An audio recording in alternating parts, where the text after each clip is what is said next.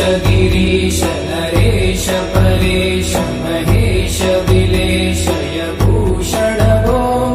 साम्ब सदा शिव शम्भो शङ्कर शरणं मे तव चरणयुगम्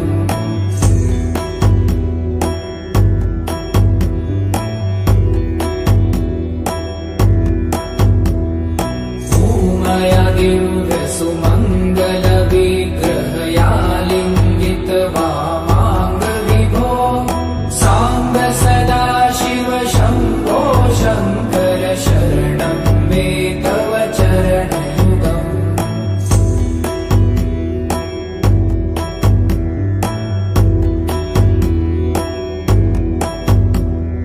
दूरीकुरु मामज्ञमनाथं दूरीकुरु मे दुरितं भो साम्ब सदा शिव शम्भो शङ्कर शरणं मे तव चरणयुगम्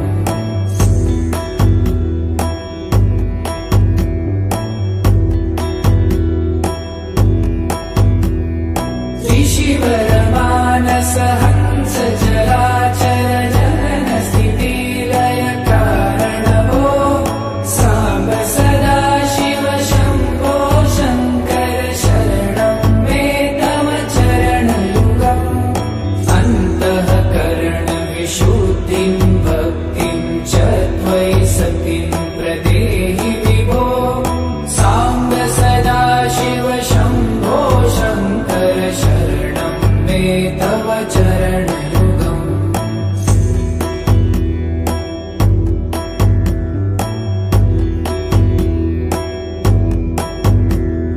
करुणा करुणालयमयि दासोदासस्तवोचितो नहि भो साम्ब सदा शिव शम्भो शङ्कर शरणं मे तव चरणयुगम्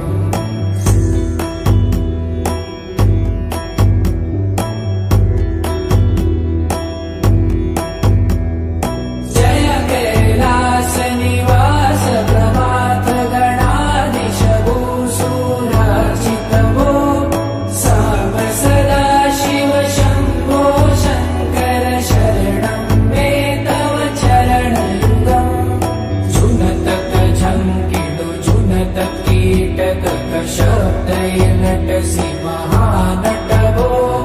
साम्ब सदा शिव शम्भो शङ्कर शरणं मे तव चरणयुगम्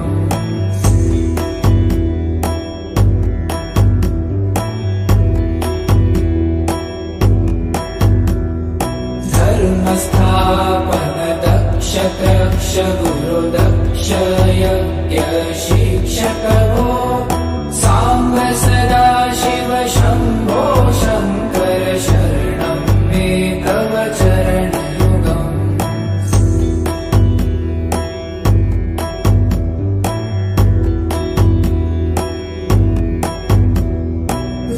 बलमारोग्यं चायुस्त्वगुणरुचितं चिरं प्रदेहि विभो साम्ब सदा शिव शम्भो शङ्कर शरणं मे तव चरणयुगम् शर्वदेव सर्वोत्तम सर्वद दुर्वृत्त गर्वहरण विभो साम्ब सदा शिव शम्भो शङ्कर शरणं मे तव चरणयुगम्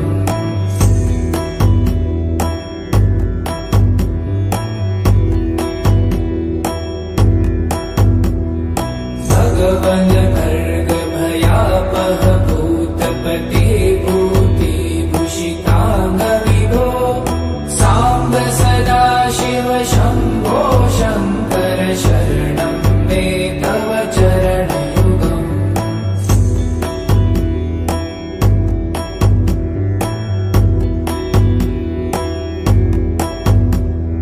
षड्रिपु षडूर्मि षड्विकार हर सन्मुख षण्मुख जनक विभो साम्ब सदा शिव शम्भो शङ्कर शरणं मे तव चरणयुगम्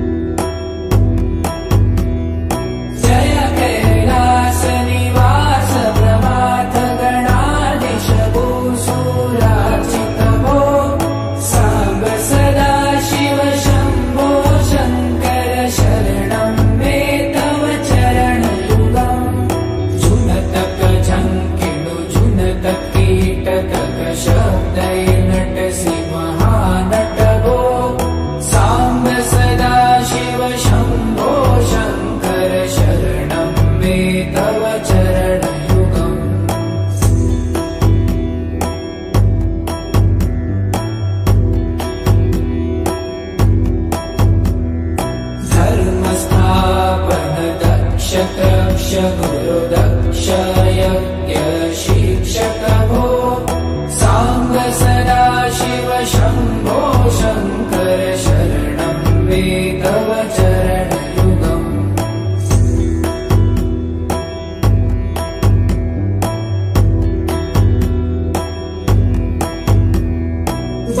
बलमारोग्यं चायुस्त्वगुणरुचितं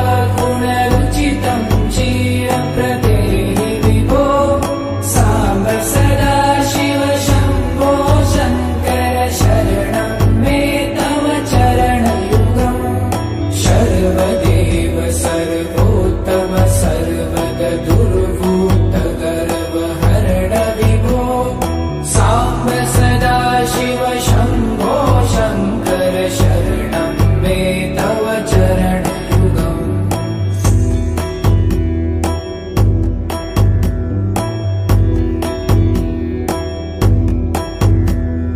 भगवन् भर्गभयापः भूतपते भूतिभूषिताङ्ग विभो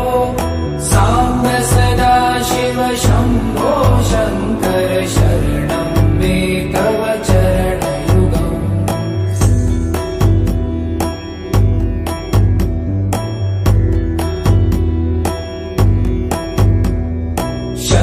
षड्रिपुषडूर्मि षड्विकार हर सन्मुख षण्मुख जनक विभो साम्ब सदाशिव शम्भो शङ्कर शरणं मे तव चरणयुगम्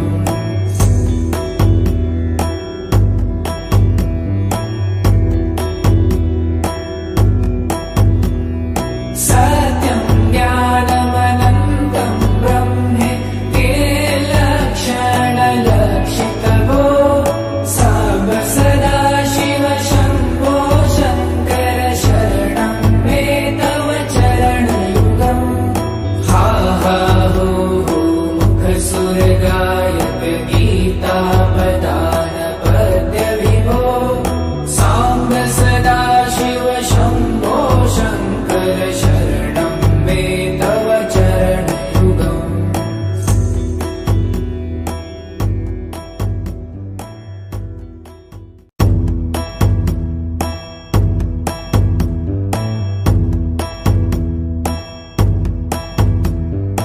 ईश गिरीश नरेश परेश महेश विलेशय भूषण भो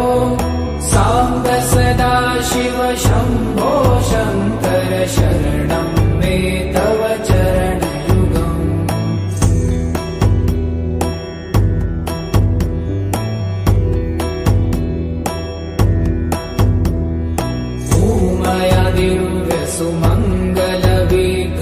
सुमङ्गलविग्रहयालिङ्गित वामाङ्ग विभो साम्ब सदाशिव शम्भो शङ्कर शरणं मे तव चरणयुगम्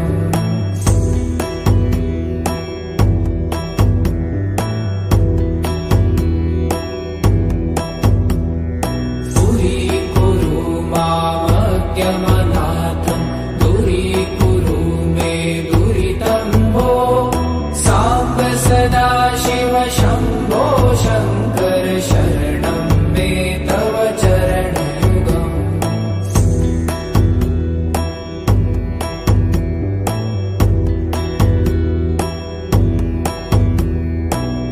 ऋषिवरमानस हंस चराचर जनन स्थितिलय कारण भो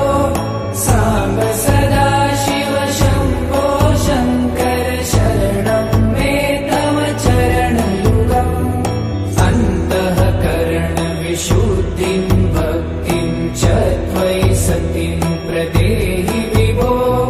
साम्ब सदाशिव शम्भो शङ्कर शरणं मे तव चरणयुगम्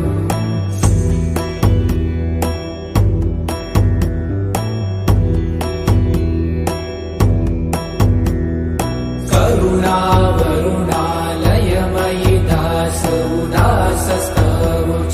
नहि भो साम्ब सदाशिव शम्भो शङ्कर शरणं मे तव चरणयुगम्